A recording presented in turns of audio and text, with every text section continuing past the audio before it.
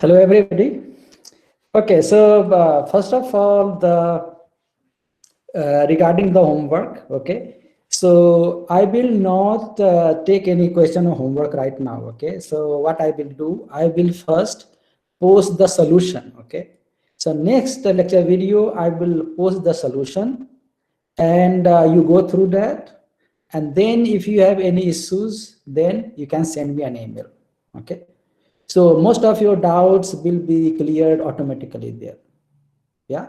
So let's not waste time on that, because so I can, since when I solve it, a lot of things will be clear. What the question was, what I expected, and so on. Yeah. It's all right with everybody. Yes, sir. Yeah. Yes, sir. So yeah. So I will post the solution by tomorrow. Okay. By tomorrow night, I will do it. Okay, and then you can go through it, you can see, and then yeah. Okay, now announcement I also posted regarding homework too, and this will be on chapter number 3. Okay, so we have just finished chapter number 3, so we will go into chapter number 4. Chapter 4 is very a small one basically, and chapter 2, 3, 4 will be asked in quiz 2. Yeah, which will be next week, and after that you will have midterm exam also, the compulsory quiz, what they call it, and that we will also that will have the syllabus chapter 2 to chapter 5. Okay, so anyway, so with all details I have given already. The idea with this assignment is also to introduce you to type of questions I'm going to ask, like how the questions are organized and all, so same kind of things will be asked during your quiz also, or midterm exam also, and hence I gave 2% weightage for this homework, so next homework will be also 2% weightage, and like that. So a small marks, but it gives you a lot of ideas, and also that makes you go through the lecture videos also, so that helps you. Okay. So everything all right? Is okay?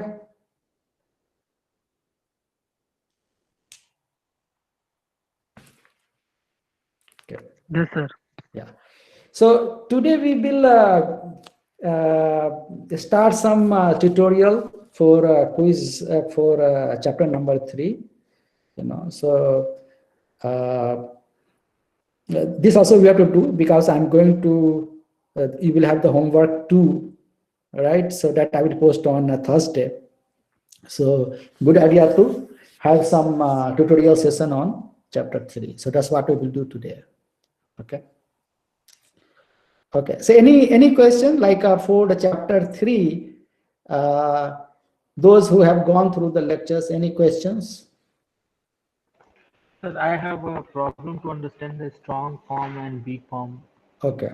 And what is the physical meaning for this?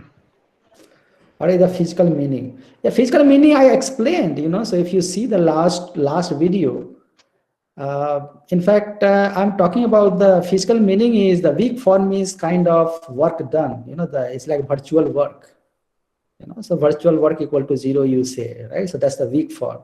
A strong form comes from the Newton's law of motion, right? So this is like summation of all forces has to equal to 0. So force balance equation is the strong form. Strong form is the real, is the actual differential equation. You have to solve that in order to get the actual solution, the accurate solution. Weak form is basically you use it to find out the approximate solution. But approximate solution also can accept the true solution as well. So accurate solution can also be accepted by the weak form. Yeah. So physical meaning is, as I said, the strong form is the differential equation in case of the structural analysis problem. This comes from the force balance, right? Newton's law, Newton's formulation, and the weak form is a kind of virtual work. It is come from the energy methods. Yeah, total virtual work has to be equal to 0. So this comes from that. So that I have explained. If you see the probably the last one, the last lecture is explained there. I'm specifically saying this is virtual work, and we did that. Yeah, is okay? Okay, sir. Okay. Any other? Help. Yeah. Hello, sir. Sir, that is Reed's method. That is minimum potential energy method. Yeah. Can we also use it for heat transfer problem? Yes. Because Yes. in heat, Mhm. but sir, in heat transfer problem, Mhm. how would we find that strain energy? Yeah, so in that case, that's what it is. You need variational calculus for that. Okay. So I have explained in those lectures also. I specifically say that minimum potential energy method can be used for the other kind of problems as well, not only structural analysis but the heat transfer as well. But in that case, you formulate it differently. Then you say that this is you have to formulate a function which needs to be minimized with respect to u to get the solution. So you solve it as optimization method, and that's functional analysis, or you call it variational calculus. So use a different advanced mathematics basically you will use today. Okay, so I have just introduced, we will not be using much. So only potential energy method we will use for stress analysis only, not for heat transfer another one. Okay, because we don't want to go there. As I said earlier, we will keep it very simple as possible. Yeah, this is your first course of finite elements. So we have to accordingly keep it grounded.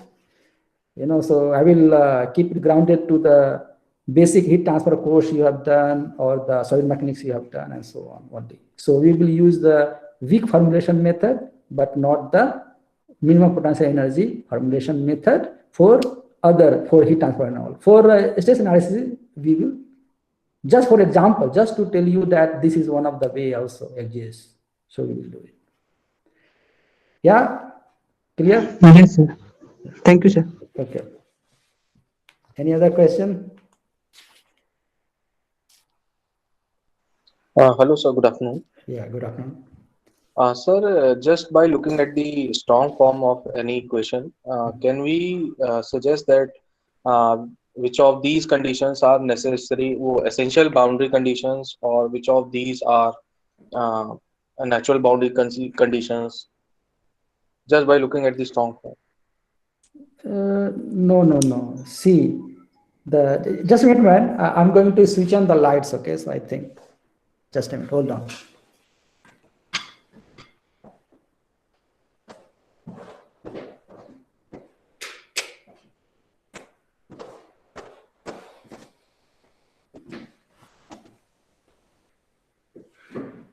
Okay. See, boundary conditions are extra. Okay, boundary conditions are extra. So equation is your strong form, or differential equation is one thing. In order to solve that, you need the boundary condition, right? And in boundary condition types. So let me explain. Okay, just a minute. Wait.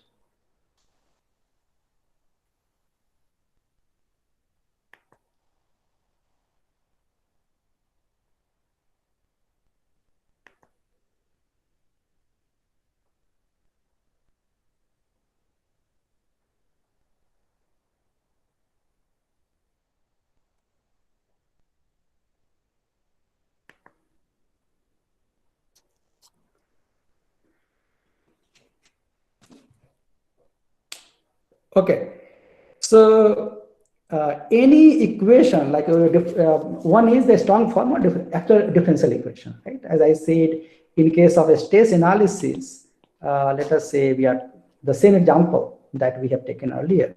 So this will be have d over dx ea, right? Then du over dx, then plus b is equal to 0.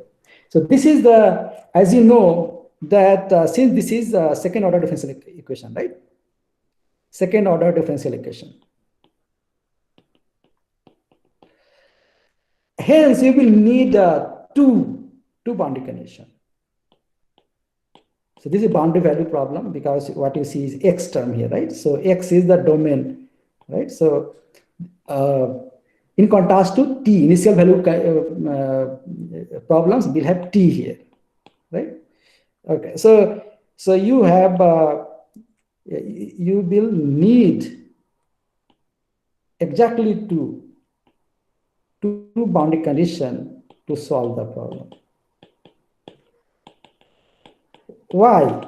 This is because if you see here, like this you can integrate directly, right? So you can say like d over dx equal to minus b x, right? Let's say b is constant. Assume b constant. Assume b equal to b naught, which is constant, let us say. Or similarly, you can assume, just to demonstrate, e equal to e naught and a equal to a naught as well, just to demonstrate that they are constant and why we need to. So we have d over dx of, sorry, here we have to write ea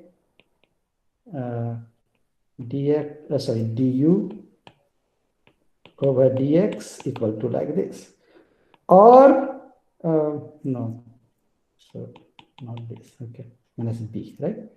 Okay, will be like this, or we will have a ea du over dx equal to minus bx plus c1. The constant will be there, right? Next will be ea u will be equal to minus bx square over 2 plus c1x plus c2. So what do you see? You have c1, which is constant, c2 you have constant. You will need two boundary conditions, right, in order to get the value of c1 and c2. Yes, sir. Yeah. So requirement is you need two boundary conditions. Now here the thing is you will you cannot have that you have like condition or boundary condition just over du over dx only, because if you have two du over dx, then what will happen? This is the equation which will have only one constant here. So you can have at the maximum only one boundary condition which will have on the derivative of u. Yeah, or you can have two boundary condition which will imposed on u only, so that you can find out c1 also, c2 also, without actually doing anything with this one. So either you have two options, either you have one on this one and one on this one, or two on u only. So in any case, you will need one boundary condition on u itself, and hence you call it essential boundary condition. This is the essential. So let's so next page. Okay, so boundary condition on u is essential boundary condition, because you will need at least one on that, right? Okay, and boundary condition on du over dx is called natural boundary condition. So this you have to provide in order to solve. Yeah? So the problem, depending on the problem, things will be different. It's not that differential equation is just equation, and only when you give boundary condition, this is going to change, like the solution will change. Differential equation remains the same regardless of what problem you take. Like if, for example, if E is changing, still the equation is same. A is changing with X, still the equation is same. So equation remains the same equation, because you can derive it. Only thing is, depending on the problem, you will have E as a function of X, or A as a function of X, B as a function of X. And you may have different problem. Like for example, in this case, you have, okay, That's right. So you can have first problem. What you have? You can have like du. Sorry. U equal to 0, not equal to 0, but x equal to 0. So x equal to 0, x equal to L. So your boundary condition could be like this. Could be U 0 equal to 0 and U L equal to U naught. You can like do like this also. Yeah. And Yes. and you can find out C1 and C2. C1, C2 can be found out by doing this one. What you have applied is essential boundary conditions only. If you had, similarly, you can do like this also, like depending on the problem, you have different lines. It's possible that you have force here, and then you will have, accordingly, we have to say du over dx EA, right? And this is what? This is actually force at x equal to, let's call F naught, x equal to 0 equal to minus F1, because this is compressive, so you write like that.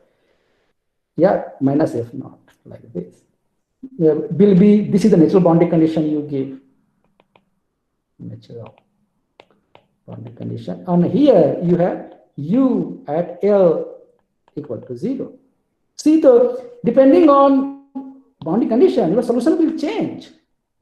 You see, in this case, U will be 0 at x equal to 0. In this case, U will be 0 at x equal to L.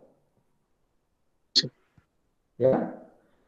So answer is, from the differential equation or strong form, you will not find out the boundary condition. Boundary condition have to be additionally given, or you have to formulate based on the problem given.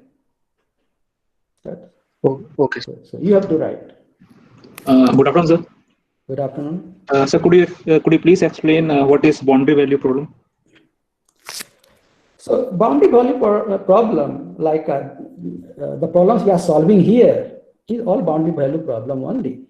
Yeah. So boundary value problem where you need the boundary conditions to solve the problem. So that's boundary value problem, right? So which will have a domain X, right? So let us say the system here, you can give this problem only, right? So a stationary problem for which we write d over dx EA du over dx plus b equal to 0. What you see here, x here, where x relates to the domain, right? A space, you are talking about the space. And in order to solve it, you need the value boundary conditions will be at x equal to 0 and x equal to L only, right? So these are the boundaries. Boundaries are what? Boundary of this structure is x equal to 0 and x equal to L. So there you are giving either the value of u itself or value of the derivative of u, right? So this is So let us say in between, if I am giving some boundary condition, then it will also be part of a boundary value problem. What do you mean by in between? For this figure, you are showing x0 is the extreme condition from this side, and x is equal to L is another extreme condition. Let us say apart from these two, in midway, I am giving some boundary condition. No, then this is not 2D. No, that becomes 3D now. Then what you are saying is, if you have a second problem in which you have some force like this also, right? Like this one, right? So if you have a force on the boundary, then this problem is not 1D then, so you will have, you are assuming this to be boundary as well. So accordingly, you will see the stresses will change. Then you cannot assume the stress is the same at the section. You can solve other way also, but in this case, if you see when it appears, when you solve it, you see that when you integrate, it comes at the two ends at the one where you apply the boundary condition, right? If you apply in between if you are applying, so those are not boundary. Those are you're applying in the middle of that, right? So it's not boundary. You follow? So this particular case belongs to 2D problem. Right.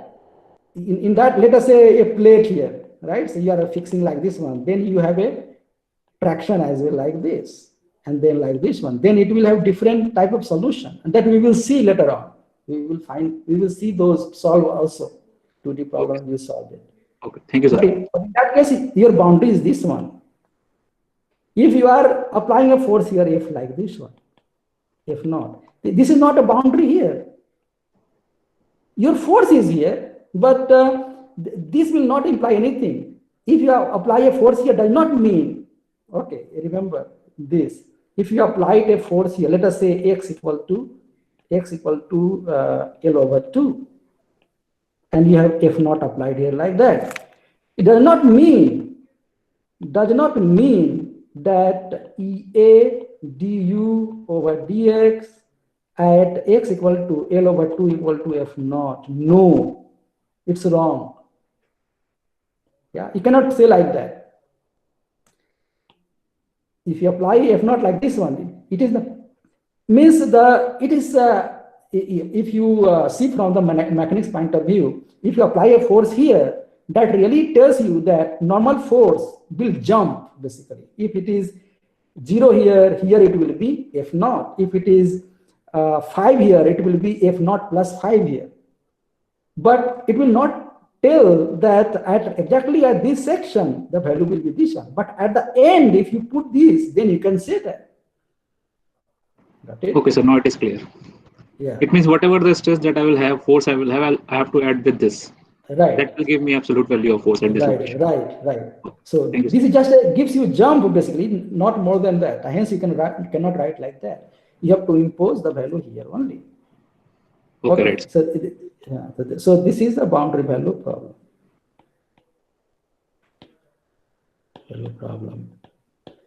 In contrast to initial, I will give you example of initial value problem, right? So in contrast to initial value problem.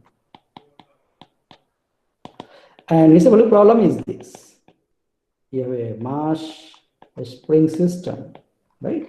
And this is what I taught last semester actually, so yeah. So one semester for initial value problem and one semester for boundary value problem.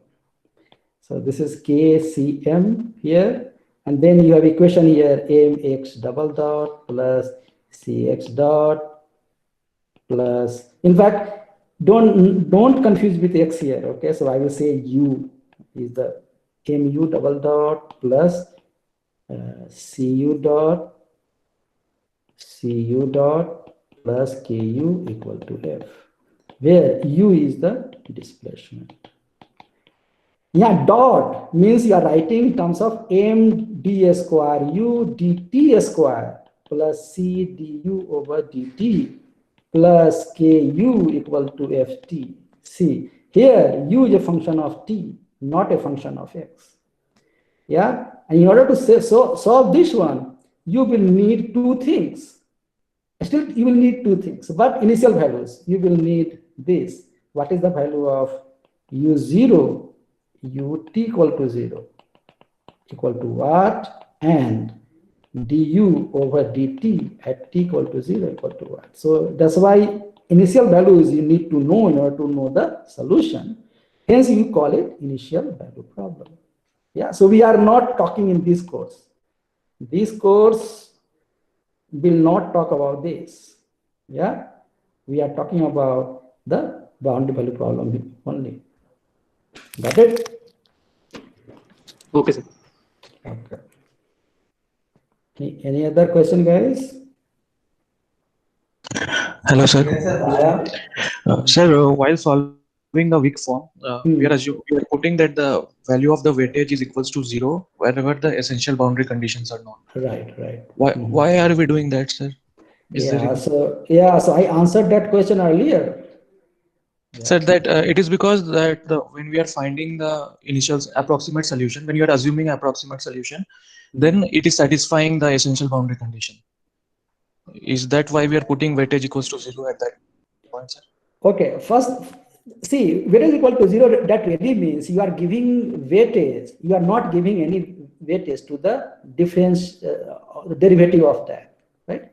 So what you will get is, you will get omega, let us say, at 0, let us say this problem. Yeah, and you have u at x equal to 0 equal to 0. So in the weak formulation, you will get one term which will be like this: w at t equal x equal to 0, and then you will have ea du over dx at x equal to 0, right? Yes, There will sir. be one term will be like that. See, we have imposed this condition, what u equal to 0 itself, right? We have imposed that what at u at x equal to 0, u equal to 0, and you know at one point either you can impose a displacement or force. By doing this one, what are you going to do? You want u also, and you want the derivative of u also. If you give that way, so this is not you want. That means all weightage will be given to one point only. Others will be, that means you may get very not optimal solution in that case. Okay. Yes, sir. Yeah. Okay, sir. That is one thing. Second thing is a convenience, right? Since w is anyone, you're convenient. Why not you take w equal to 0 so that this term is gone and good, right? So for convenience, this term is gone, so it's good, no? So you don't have to worry about what it is there. Yes, but main thing is you don't want to give weightage to both, because this gives you the weightage to force also, and we already have the test function which already satisfies this one. So your test function satisfies this one, and then you are also giving some weightage to this one. So unnecessarily you are biasing your solution to something which is not known. If you had known this one, then correct. But here you letting it to be du over dx anything which results into the minimum error. So it's good that way. Okay. Yes, sir. Yeah. Yes, sir. Yeah. Any other question, guys? Okay. Okay, so please start solving the problems in chapter 3. Okay, so we will solve a couple of it here. So here the problem number 3.1. It is telling you to find out the weak form of this d over dx ae du over dx plus 2x equal to 0, and which is on 1x3, and given sigma 1 equal to e du over dx at x equal to 1 equal to 0.1, and u at 3 is equal to 0.001. Yeah, the answer is also given, but the question is you have to prove that the weak form of this one is some value given by that. So anyway, I mean, whenever you have prove that, then probably it's easy, basically you can prove, but still it's not difficult. Only thing is still I'm going to solve it, because here it has a little bit difference. Here the initial u is not equal to 0, you see here, right? So we have the problem which is not like, so we have like this, something like this, and this end moves by 0.001, and then you have a force here. You have sigma, sorry, no, it's not correct. Yeah, it tells you u at 3 is this much, so this is being extended, right? So u3 equal to 0.001. Yeah, and then sigma 1 is being given here, and sigma 1 is equal to this is given, which is given du over dx, right? X equal to 1 is equal to 0.1. This is what it is given. Yeah, so this is the sigma given here like this one, and this is the displacement given like this, and then you have to solve. So a little bit different kind of problem, but you have to follow the same method. Okay, it's not different. What you're going to do, you will have you are assuming any w, and you will multiply with this. So ae du over dx plus 2x, like this one, right? Okay, and since x goes from 1 to 3, hence you have to write here 1 to 3 only, right? So this is 1 to 3, goes like that, yeah, and then dx.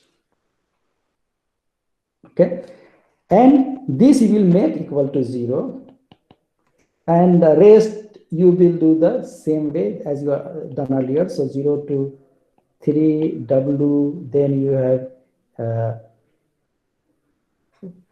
sorry, there's something wrong here. We have to write d over dx as well. Okay, so we get w, then we have d over dx, and then ae du over dx, right? Dx plus sorry, it will be 1 to 3, not 0 to 3, 1 to 3. So 1 to 3 here also, and we have w 2x dx equal to 0, and this is true for all w. And since boundary condition is given, okay, so we have to see an essential boundary condition which is given at 3 at this point is given. So you will see you have to write w at 3 equal to 0. So this is important. Yeah, so this is valid to any w with only condition that w vanishes at x equal to 3, because essential boundary condition is given at x equal to 3. That's why it is like that. Okay. Okay, so we are done, and then next will be or.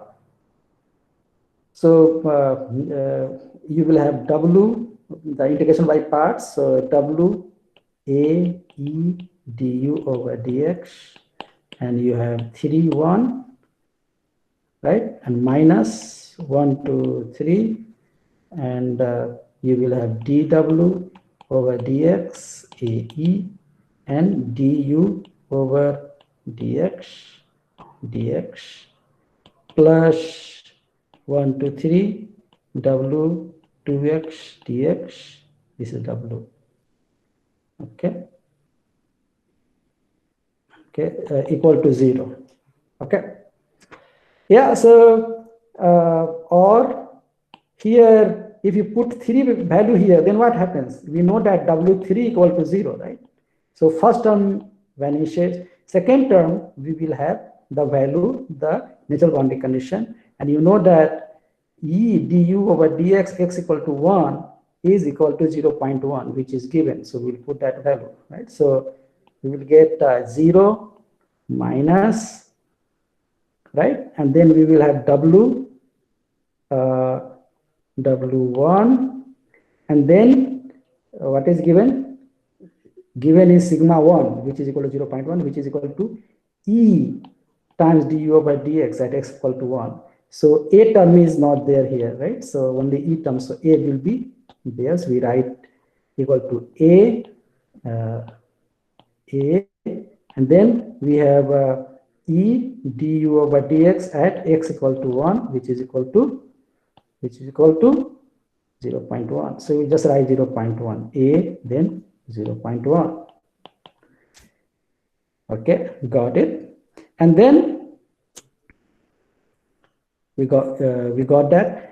Okay, so a will also be remember the a may be also varying, right? So we have to write A as at 1. Yeah, so A will also be 1. A may also be a function of X, since we have like that. Okay, and then we have minus 1, 2, 3, minus 1, 2, 3 dw over dx ae du over dx plus 0 to 3 w2x dx equal to 0. Yeah, so this is what the what you have to prove. So we got that already. Sir, last term will be 1 to 3. How 1 to 3? Sorry. Yeah. So you be careful with that. Yeah. Yeah. Great. So this is how you do. Okay. So now other problems are also based on this one. So probably this is a good as tutorial problem. Okay. So next it says that show that the weak form in problem 3.1 implies the strong form. So 3.2, it says what you have to prove. You prove weak form implies the strong form. Okay. So basically here the final weak form we got. I'm going to rewrite, and I'm rewriting from the your question itself from problem 3.1, and it says this is the weak form, right? dw over dx ae, then you have du over dx equal to minus 0.1, and then wa at x equal to 1 plus 1, 2, 3 2xw dx. Yeah, for all w with w3 equal to 0. So it has to be admissible or kinematically admissible as explained in last video lectures. So either the last one or before that. Okay, so I have explained what is the meaning of, what is the last one only? Yeah, last one only. What is the meaning of admissible or kinematically admissible? So this is the w with all w with kinematically admissible, right? Okay, so you have this one. Then how to do? Well, in reverse process, right? So what you will do? You will say integrate by parts.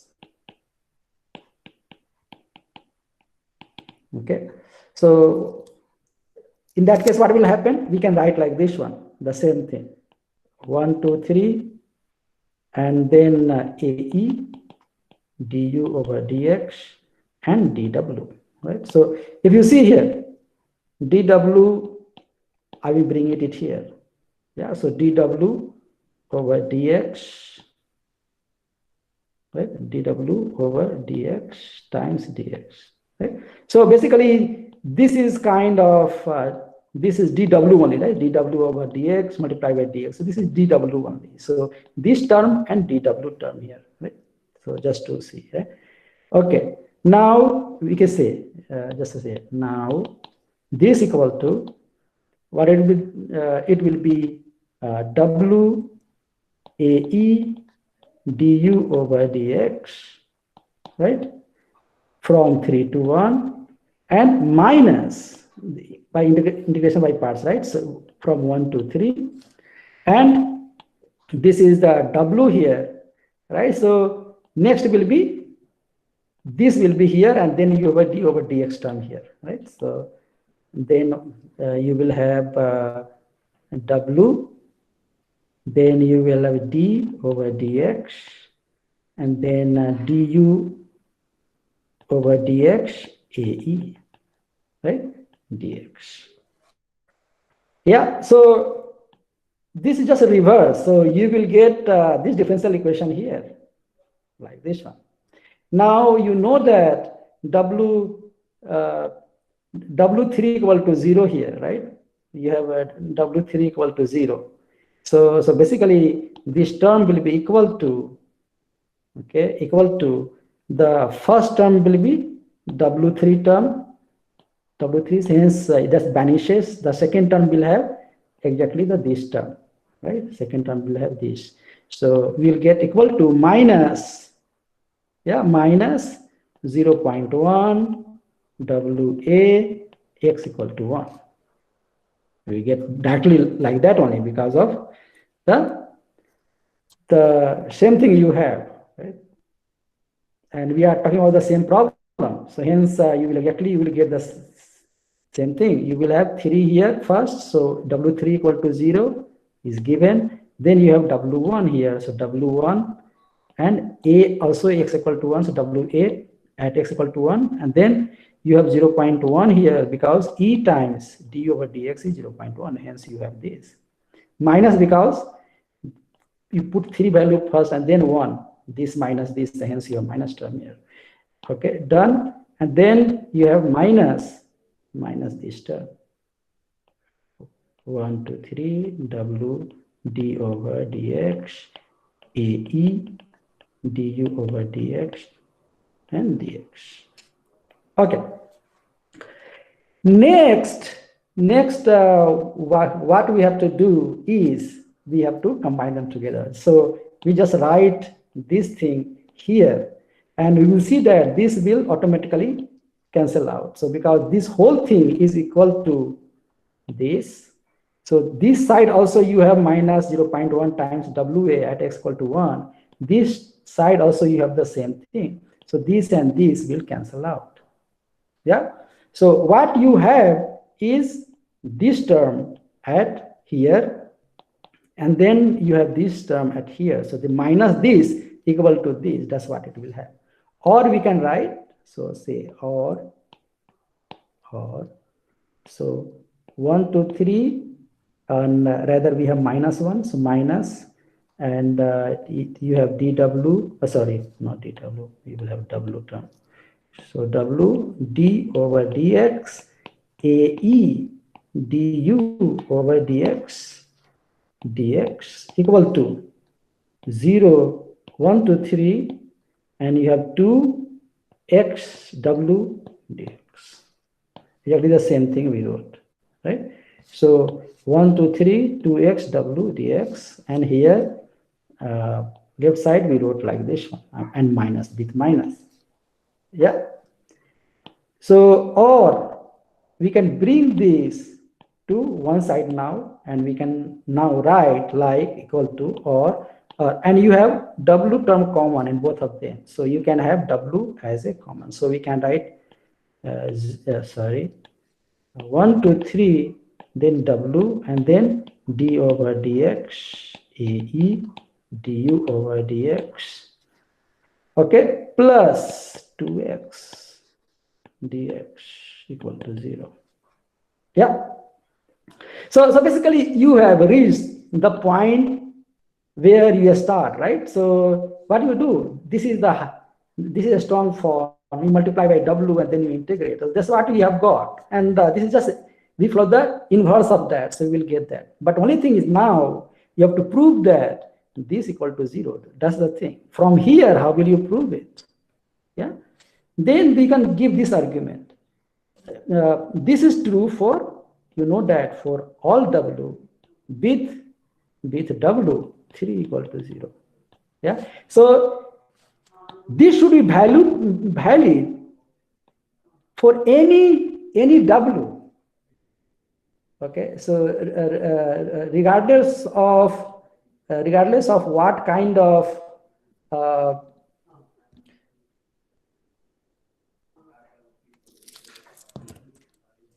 adjustment case. Yeah. Okay. So regardless of what kind of w you are taking, you are using, this value is still, this statement is still valid. Yeah. So this is a strong statement. That really means, let's assume w equal to wx equal to two things. 1 phi x multiplied by d over dx times AE times du over dx plus 2x. What I did? I assume wx equal to some function psi x, arbitrary function psi x, multiplied by the same thing here. This is the same thing. Why? Because I want to prove this equal to 0. Since wx is arbitrary, we can have that. Nobody is going to stop you, with only condition that this 3 has to be equal to 0. That's it. Because this is satisfying the condition, right? We have w, any w, we have this w with w3 equal to 0. And w3 equal to 0 means if we have this, phi 3 equal to 0. So this automatically w, the requirement on w already this is satisfied, and hence we can use this wx equal to this, right? Then what happens if you put it here? Then here it becomes psi x, and here this becomes a square of that. Psi x times a square of that. If you have psi x here and a square of that all equal to 0, then you know that this term has to be equal to 0 because you have the psi square term. You have the psi square term here. Yeah, because w is arbitrary, because psi x is arbitrary. So you can have that this is a square here, and this w can have just 0 at 3 and all other places. This is non-zero value. Then how will this vanish? It will vanish only when the whole thing will vanish only when this whole thing is equal to 0. Right? So this is the argument. And that really means we can write or 1, 2, 3, and then psi x, and then we will have d over dx ae du over dx plus 2x square dx equal to 0 with psi 3 equal to 0, and this is for any psi. We can write like that, right? We can choose psi such a way that at 3, at x equal to 3, it's equal to 0, but other x, phi is not equal to 0. Okay, so psi not equal to 0, assume psi not equal to 0 if x is not equal to 3. If you apply this condition, then what happens? Only thing that will make it 0 is this only, and hence that will be d over dx ae du over dx plus 2x equal to 0. Right? So this is you get the strong form. Yeah. So this is just a mathematical argument, so this is also given in your book also. Just to say that both are actually the same. There's no difference at all. Yeah. Any question, guys?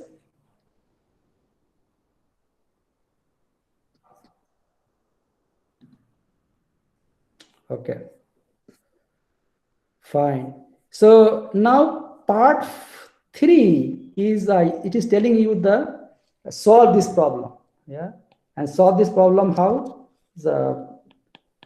So problem number 3.3, and this is telling you consider a trial candidate solution of the form ux equal to alpha naught plus alpha 1 x minus 3 and weight function of the same form.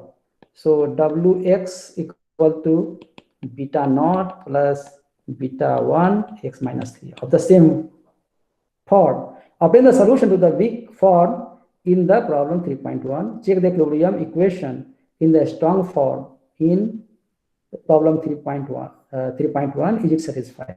So you check whether the equilibrium equation is satisfied or not, like that. Yeah. Okay. Now ux, if you see the original problem, it is still talking about the problem 1 It is still about the problem 3.1 only. It is now telling you to solve it using this. So first we apply the boundary condition, what essential boundary condition. And what it says? It says u at 3 equal to 0.001. So u at 3 equal to 0.001. That's what it is telling you, right? Okay. And that really means if you put this value here, right? So you put u3 equal to alpha naught plus alpha 1, 3 minus 3 will be equal to alpha naught only, which is equal to 0.001. So you know that alpha naught equal to 0.001. So you get this alpha naught. And hence ux will be equal to 0.001 plus alpha 1 x minus 3. You got ux. Similarly, we can find out wx. Wx b naught plus b1 x minus 3. And you know that wx, w3 has to vanish, has to be equal to 0, right? So we write w3 equal to 0 or beta naught plus beta 1. And you have what? 3 minus 3 equal to 0. Hence, b naught equal to 0. And hence, wx will be equal to b beta 1, and then you have x minus 3. Right? So, you got the wx. Rest, you are going to use the weak function. You will put this value in the weak function, and you know that from here that du over dx will be equal to what? Du over dx will be equal to simply alpha. So will be d over dx, and then you have alpha 1 or 0.001 plus alpha 1, and then you have x minus 3, right? Okay, so what do you get? You get 0 plus alpha 1 simply, right? Or equal to alpha 1.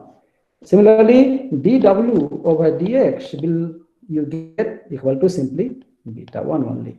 Yeah. So these values we can put in the weak form. Yeah. So weak form is, you know that this will be 1 or 3. First comes dw over dx. So you will have beta 1 there, then ae, right? And then you have du over dx. So du over dx is nothing but alpha 1. You get alpha 1 dx. Done. Okay. And then will be equal to minus 0.1. And you have w. Right. So it is w at x equal to 1. So w1 is, if w is equal to, if w is equal to beta times x minus 3, so that tells you that w1 will be equal to beta 1 minus 3, right? Equal to minus 2 beta 1, right? So minus 2 beta 1 you have to put there. So we have equal to minus 2 beta 1 and value of a at x equal to 1. Yeah, like this one. So we have that. Okay, and plus 1, 2, 3, and then 2x times w is nothing but beta 1 times x minus 3, and you have dx, right? So this is what it is. Now we have to solve it, and how are we going to solve it? We can say or, and we get here, assume, let's assume here, although it's not written anything, assume a, e are constants. Yeah, so it's not given how a is moving and all, so let's make it equal to constant, and hence we know beta 1 is constant, a is constant, alpha 1 is constant, and hence what you will get? You get alpha 1, beta 1, AE, and then you have 3 minus 1 is equal to minus plus, then you get 0.2 beta 1 A, right? Okay.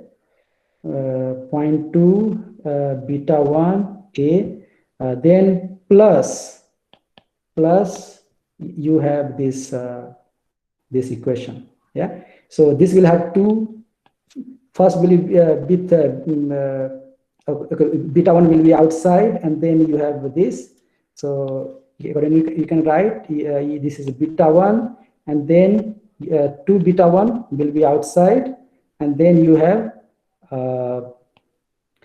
x squared over 2, sorry, x cubed, because you have x here, you have x here, to x squared, so this becomes x cubed over 3, okay, and minus, you have 3 here, or x here, so 3x squared over 2, right, and this will be from 3 to 1, yeah.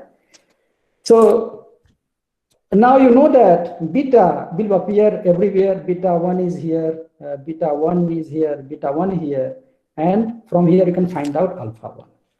Okay, so find alpha 1 now. Yeah. Okay, so this is how you do. You get rid of beta 1 here, beta 1, because this is common to all of them, and then find alpha 1. You can put the values of this, and you can find the alpha 1 automatically by integrating, right? Okay, so that is all, because you may have some other class. Okay, so but this is how you solve it. Okay, fine. Yes, sir. Yeah. Yes, sir. Okay, great. See you later now.